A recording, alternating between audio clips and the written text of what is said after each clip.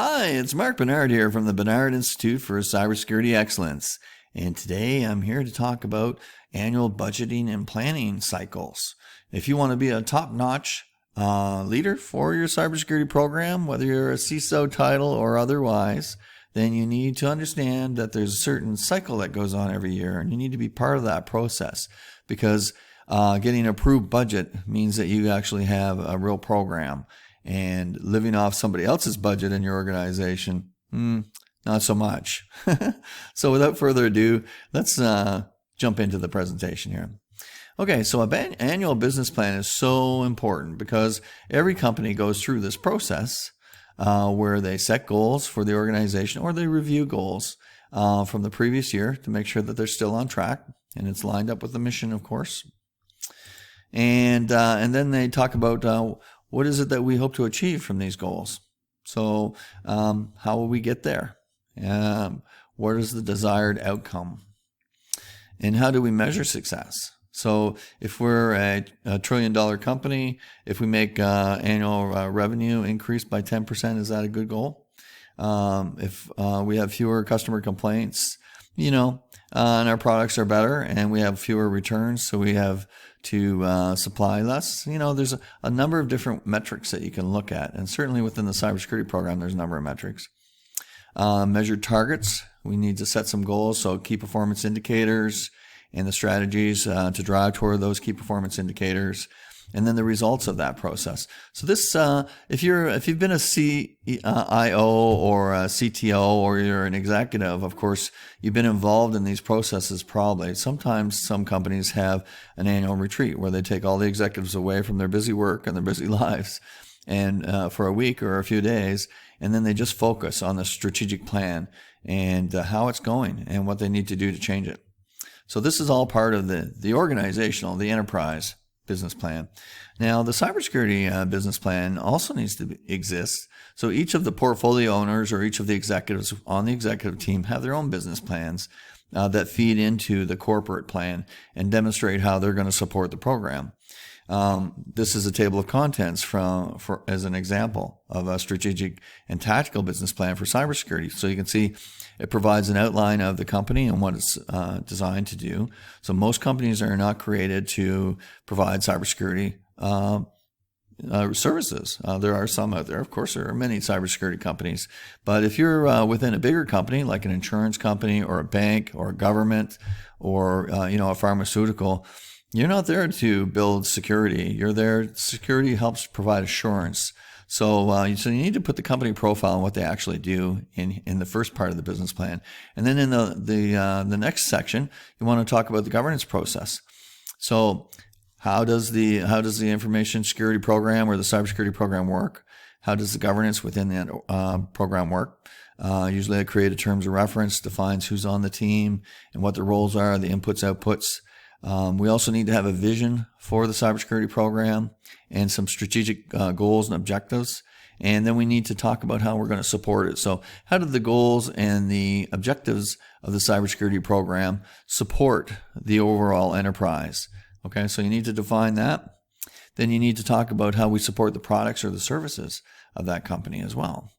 And of course, we need to set some milestones and from that some budget. So we're going to get into those details and how that is quantified and calculated in a few minutes here. Okay, cybersecurity success factors. Okay, so critical success factors. So what are the most important things that need to be in place in order for the program to function? So there's a list of things, maybe could be 5 things, could be 20 things. There's a number of things that need to be in place so the cybersecurity can operate. So for instance, you need to have resources and you should have a budget of your own. That's one of the things. Also, the key performance indicators I mentioned a few times now. So these are very interesting. Here's a wide selection. There's 6 different sections here that you could grab one KPI out of each of these and use and measure each one. You have to keep the KPIs for at least a year in order to see if it's effective. You can't just swap them out every time you have a report, because if you do, then it's pretty meaningless, to be honest with you. So you can have KPIs for strategic alignment with the organization. Remember, we talked about the companies in business to provide some kind of a product or service. Maybe they build cars, windmills. Well, how does the cybersecurity program support that? the risk management side. How do we manage risk? Okay, what's the success of managing risk? Is it because we have no incidents, no cybersecurity breaches? Okay, that's a good measurement. There may be a number of different ways to look at that. Business process assurance. So we need to provide assurance to our customers, to regulators. So how are we doing on that? Do we, fill in surveys on a regular basis? Do we answer questionnaires for our customers? We can measure that, right? The value of delivery. So when we, how do we reduce maybe the errors in a product or a service to avoid any kind of breach or any kind of assurance question or any kind of regulatory inquiry or audit. Resource management, we need to talk about how our resources are managed and also finally the performance overall of the program. And then we get into risk management, and again, we talk about the risks and how we calculate risks and what the service levels are and the incident handling part of that. It's all integrated, really. Continual improvement is also a very important part because that's where a lot of the capital expenditures come from. And there's really, two angles to look at the budget, so we're going to talk about that too. And then, of course, there's business communications, and then there's awareness training and document and record management as the evidence of the program. And then, of course, internal audit to provide independent, objective assurance over the program. Okay, so within the cybersecurity program, usually we have it's a 3-year cycle. It's a 3-year plan on a 3-year cycle, but we review it every annual, and we might even review it every quarter, right? Just to make sure that it's working properly. So a strategic plan begins usually 3 months before the end of that cycle. And that cycle is usually on a fiscal year. It's called a fiscal year. It's usually on the end of the year. Could be December 30th, could be the last day, or it could be June 30th. So it depends on the organization and how the chief financial officer runs the operation. Okay, management needs to monitor the process quarterly. So they look at those KPIs that we talked about to make sure that, because they act like guide rails, they make sure that the train is going in the right direction. And if the train is deviating or there's any kind of vibrations on the train, they want to be able to resolve those and fix those. So management monitoring is very important. Quarterly is a good idea. So here's a very brief summary of what you would go through in year one when you're setting up a cybersecurity program. So first of all, you would build the plan, and the plan would consist of a gap assessment. And the gap assessment is based on what are the standard procedures. So most of the cybersecurity programs that I build, or GRC programs, they have 7 procedures in them. So they have governance, risk management, internal audit, they have continual improvement, they have awareness training, business communications, and then they have some kind of records keeping activity. So there's at least 7 processes. There can be more or less depending on your organization and how you sell this to the organization. Okay, and then there's input from any type of audits or risk assessments that have happened throughout the year.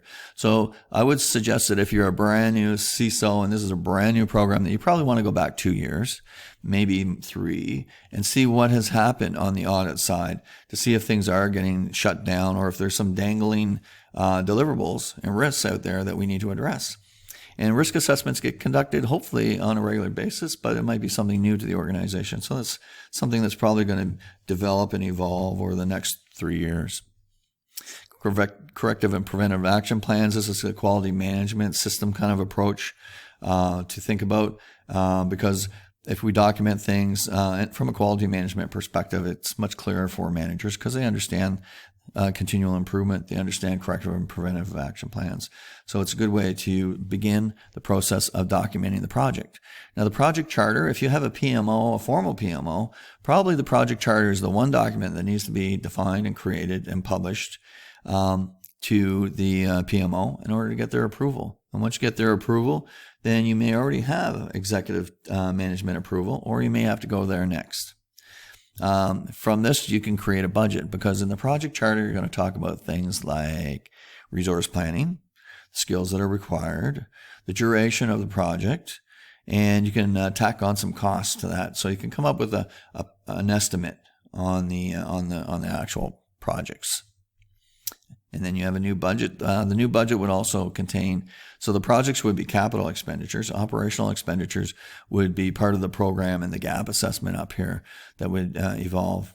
So you'd have to have an idea of how many resources you're going to need for your program. And in addition to that, how many resources do you need for projects? Then you have a draft of the strategic plan. Next step is to get it approved by the executive team. So the CFO and the CEO will play a key role. They are key stakeholders. You may also have other senior executives also playing a role in that process. And then once that's done, it may go to the board for final approval, okay, as part of the overall corporate approach. Now, in the second year or subsequent years following that initial plan, you're going to be revising things. So it gets easier. So once you have the framework in place, now all you have to do is go in and update it. And that's much easier than actually understanding and knowing how to create a plan from scratch. But I would suggest that any cybersecurity leader should know these things, right? So you have to revise the plan. You have to update any policies, procedures, or any sort of activities that are going on.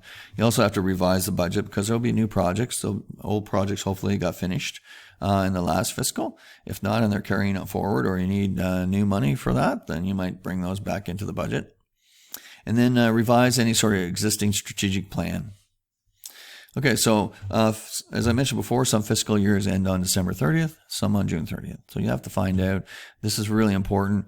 It's so important. I can't explain to you the difference between a mature cybersecurity program, one that has a budget approved for operations and for capital expenditures, is a thing of beauty.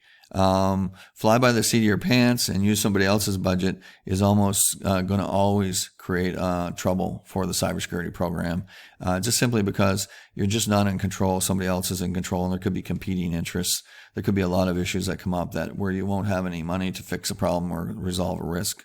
It'll have to always get escalated to the CEO or the board, and that's not a good way to run a program.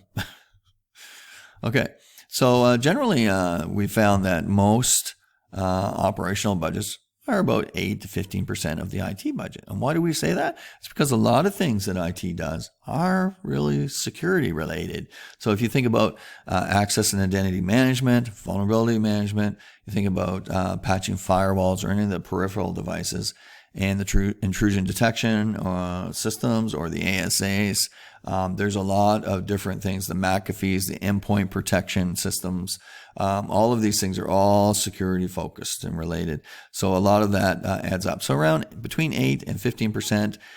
This number is a number that's been reviewed over 13 years of surveys that came from a U.S. company. No longer in business. They got bought and shut down, but we still use these numbers as sort of a baseline because this is the reality of it. Capital improvement projects require a resource plan, so you know how many bodies you need, how many skilled laborers you need, if there's any types of acquisitions that need to be part of that. So maybe you have to do an RFP as part of that process, and any other type of purchases. So maybe you have to buy some software, maybe you need some new equipment. Again, maybe more RFPs are required. So these are all capital improvement projects. So these are the two big components of the budget, really. So cybersecurity budgets again are 8 to 15%, and then there's the capital expenditure part of the budget.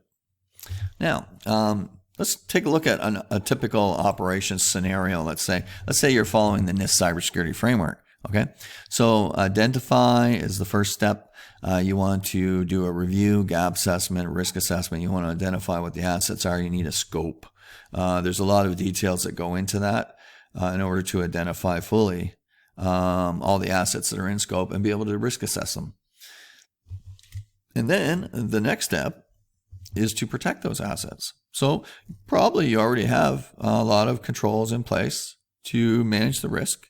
And maybe through the risk assessment, you identify some opportunities for improvement on some of those controls. Maybe there are some gaps as well that you might identify. So you need to, identify and then protect your assets. And then, so you need policies, procedures, and standards around those. And then you need, again, more policies and procedures around how to detect it. So you want continual monitoring. You want 24 hours a day, 365 days a year. How do you do that? Is that in-house, out-house?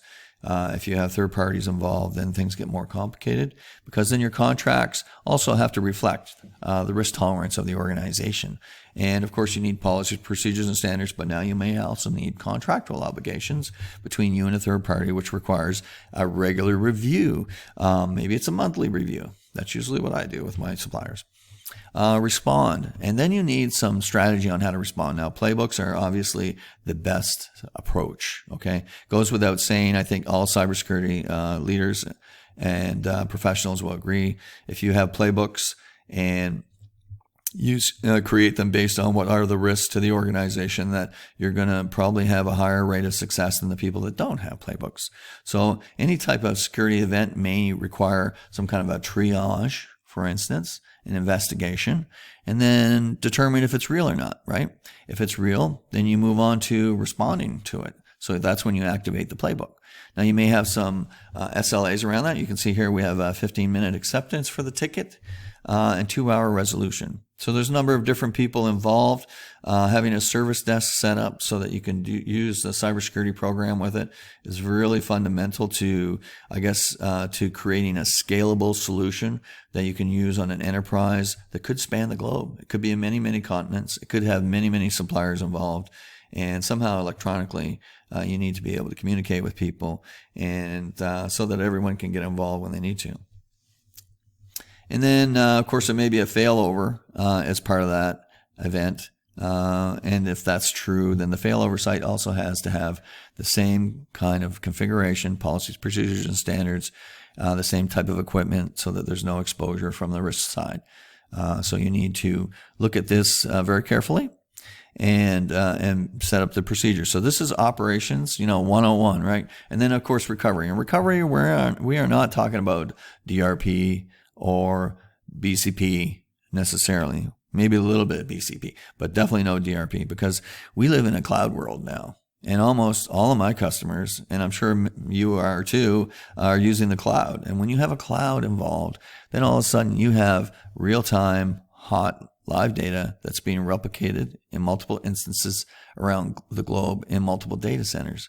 So if one data center has a failure, let's say it's a disk drive failure, or let's say the data center goes away for some reason, then another data center automatically picks it up and runs. So the only thing that you need to do is make sure that you have resources and you have some kind of a service continuity plan if you follow the ITIL practices.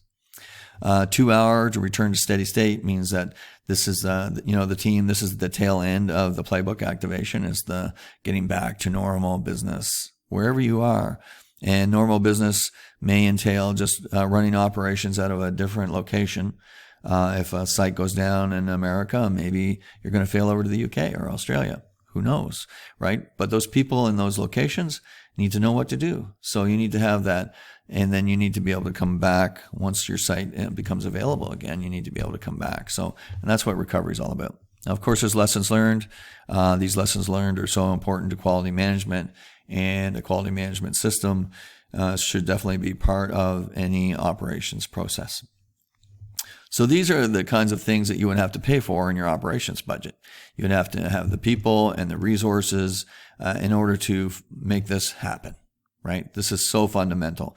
And there's so many organizations now that have to be NIST cybersecurity compliant that this is exactly what your operational budget would be doing. Now, operations, if you look at it from an architectural perspective, this is a reference model used in architecture. We have identify, which plays the overarching role. Protect fits into that very nicely because protect is driven by what you identify. And then, of course, detection. So once we protect something, then we want to begin to monitor it automatically. So this is why we have monitoring up the side like this, detect. And then included in that would be sort of a little nest of respond and recover. And these are kind of the final stages. And even while those are going on, we're still doing some detection to make sure that everything's going as planned. Project charters, I mentioned, you want to create a capital budget, you need a project charter. Here's an example of a project charter. I'm going to give you some tips on what goes into this. Okay, so this is sort of the cover page. You see you have a sponsor, you have a leader, you have contact information, you have some dates, you have a title, and a type of project. And then below that you have some project objectives. This is part of the project definition, which takes us into here. So these are the different sections within most project management methodologies. I've written project management methodologies and had them ISO 9001 approved, by the way. So I know project management very, very well. And I've led over 100 projects, so obviously I've been practicing. So we have project objectives, we have project benefits, the strategy behind the project, and critical success factors. So what we must have in order to make it operate, to make it successful. Then we have deliverables. So we have overarching deliverables. Why are we doing this project? And then we might have some interim deliverables, some things, some quick wins, as we call them in the ITIL world. So the quick wins are always nice because it helps to build confidence with the team and with the executives and the sponsors specifically. The sponsor likes to see some deliverables, especially key interim deliverables. If you can produce something right away, wow, fantastic. And then, of course, scope. Scope of the project is so important because you want to avoid something called scope creep, which can ruin your project. It could drag it down. It could kill the budget. It could, make it blow past its milestones. So scope creep is bad. But a lot of times you'll be surprised how many times I see this in a project when I'm running it. You get this beautiful project up and running. It's all approved. It's got a budget. All of a sudden there's some managers in the organization that say, hey, I can benefit from that too. So why don't you bolt on the stuff that I need to do. So it's a lot of fun working in the corporate environment. Okay, back to what's inside the project charter. Okay, so there's parameters. So these are different sections. So there's project definition, project deliverables is a different section. Parameters. So these are important. Milestones, type of resource, skill set, effort, duration, target date, known constraints, beginning assumptions, and risk assessment. But this is a project risk assessment. Okay. Now the project could have a risk assessment to evaluate the risks of the assets. That could be part of the Gantt chart or the project plan. But in this case, we're just talking about the risk of the project to the organization or the risk of the success of the project.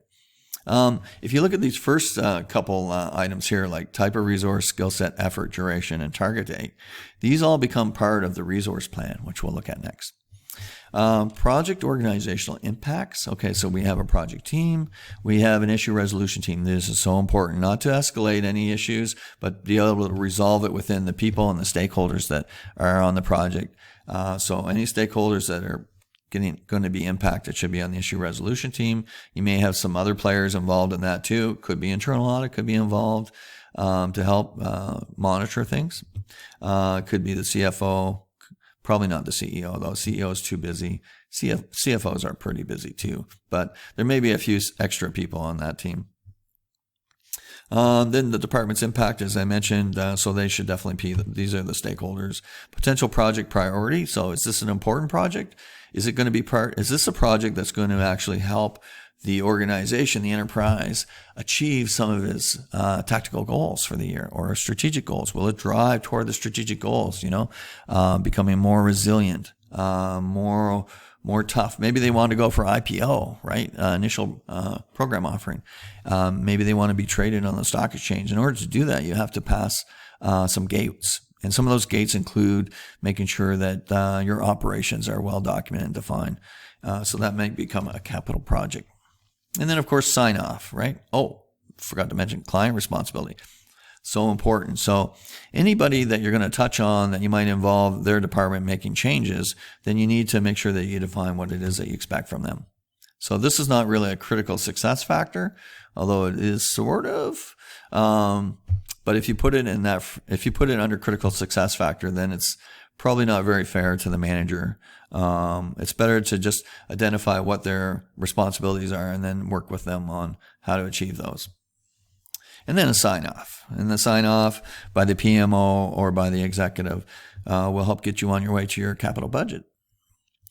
Okay, so you may have multiple projects, okay, that you want to do over the next year. Okay, it's very important that you define those now, okay? So right now, the fiscal year ends on December 30th.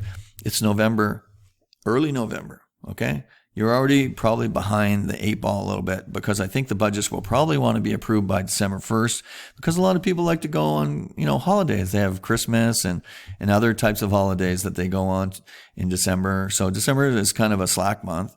There may be a couple weeks completely missing. So waiting to get your budget approved and your strategic or your business plan approved in December is probably pushing it a little bit. You probably won't be successful if you try that. So ideally, if December 30th is your target date, then you probably want to start this in September or no later than October, right, to get it going. Again, you might have multiple projects. So you might have multiple project charters. You could have a project charter for firewall upgrades, disaster recovery, implementing Office 365. Same with asset management, a proper asset management system, not one done in spreadsheets. Vulnerability management, Microsoft Defender, advanced threat protection, might be a separate project. Maybe incident handling. Maybe you don't have a true blue incident handling practice. You need to get that up. 24/7 cybersecurity monitoring. You need monitoring because ears on the ground are the only way you're going to know that there's a threat coming, right? Identity and access management, privilege access management, cybersecurity program updates. This is more. This has to do with the operational side of things. I mean, all of these things will feed into operations, but these would all be capital budget, right? So all these projects would have resources. There may be some acquisitions or some purchases that need some maybe RFPs. They need money, right, to function. So you want to have this all planned out and all organized with all your project charters and put that into your strategic business plan. Now, I mentioned before there was a few items on the charter that feed into this resource planning. So understanding what the task is that needed to be completed, what type of resource you need to complete that task, and the skills involved are very important. So this will go into the recruitment process or the RFP process in order to hire the right people, the right company to help you. Or maybe you're recruiting internally and you want to allocate some people. So you need to look at the allocations of people to see if they're 100% allocated or 50%. If they're working on several projects, like every company has a few key people that know everything about everything, and they're on all the projects. But you want to ask for their time. You want to book their time. So this is where you do it. So you book it here, whatever the allocation is. How many hours do they need to spend on your project from the beginning to the end? And what is the duration? So in some cases, you might spend 16 hours, but maybe the duration is over 2 weeks.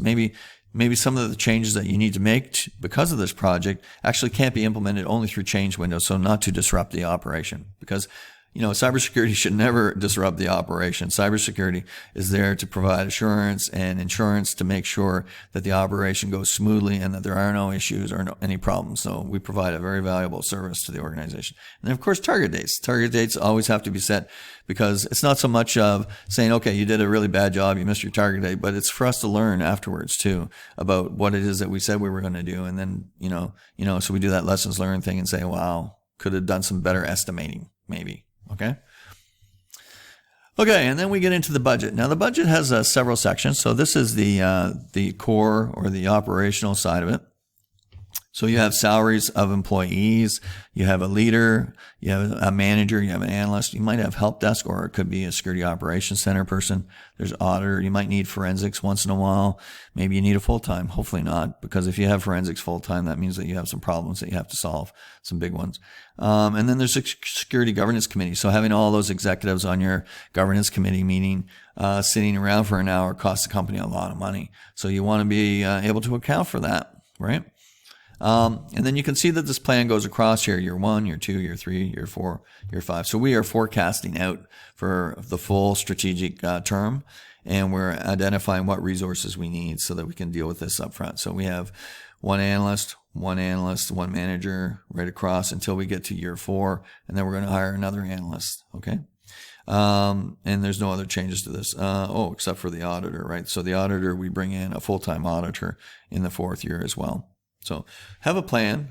Executives like to see this. The CEO and the CFO will love to see this. Another part to the budget, annual hardware and security costs. So as I mentioned before, a lot of the things that IT does actually impact cybersecurity.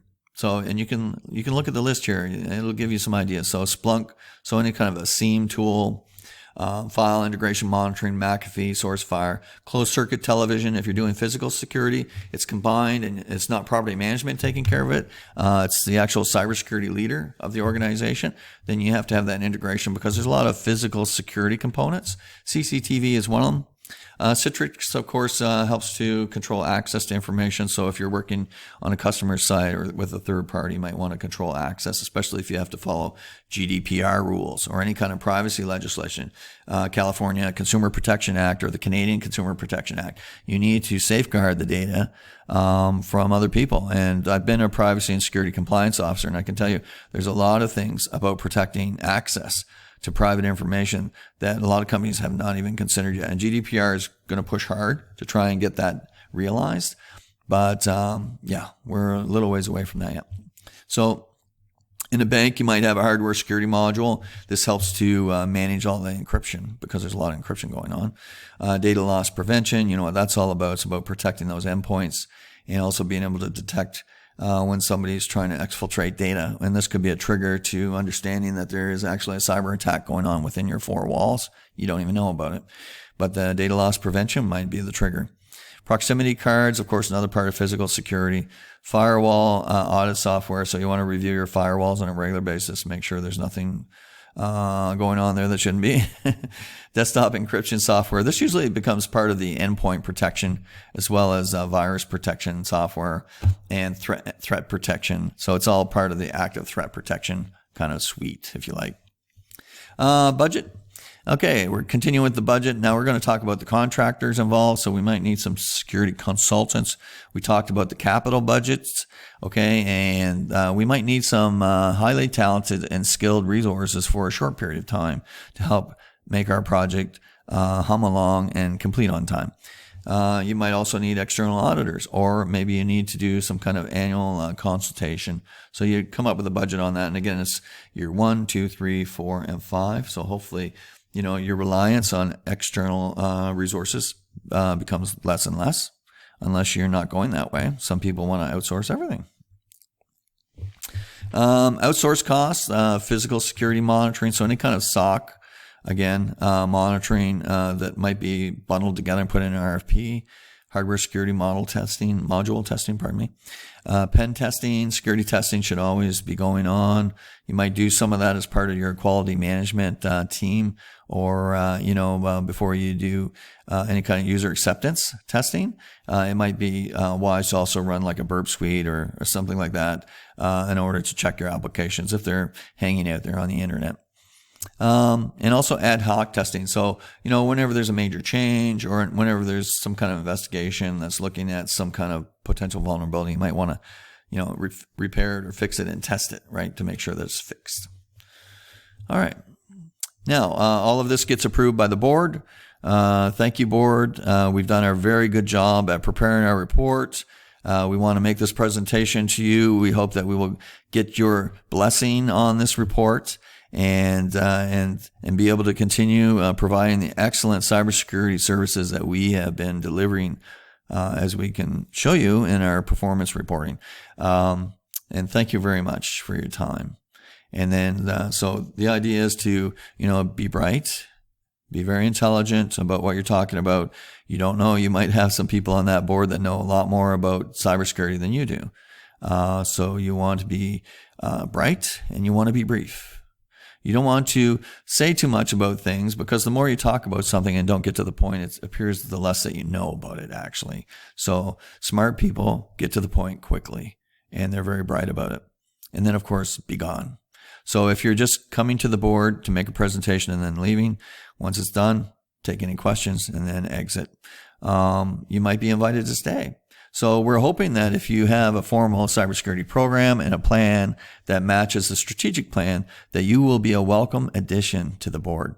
Okay? Because it's obvious that you know what you're doing, you're experienced, and this is a key part of your success if you want to be a successful cybersecurity leader in any organization. It's about knowing how to plan and organize your cybersecurity program. And this annual tactical and strategic business plan goes a long, long way to prove that, because this is exactly what all the other executives sitting around you are doing every year, right? So they know when they see a good plan, they can respect that. And this is a good plan. So, okay. So you don't want to be a CISO or a cybersecurity leader that has empty pockets when it comes 2022 or any of the years following that. You want to be the CISO who has all the gold that he needs.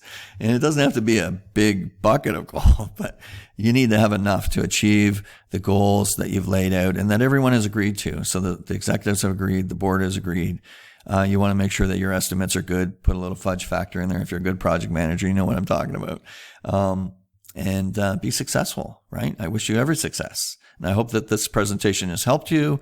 And of course, if you have any questions at all, I'm available to help you anytime. You can contact me through LinkedIn, Facebook, my website. You can also check out some of my videos, like this one will be posted on YouTube to help other people. And of course, there's my email address and phone number. Don't be shy. I hope you have a great day, and I want to thank you all for your attention and time. This has been a great presentation. Take care now.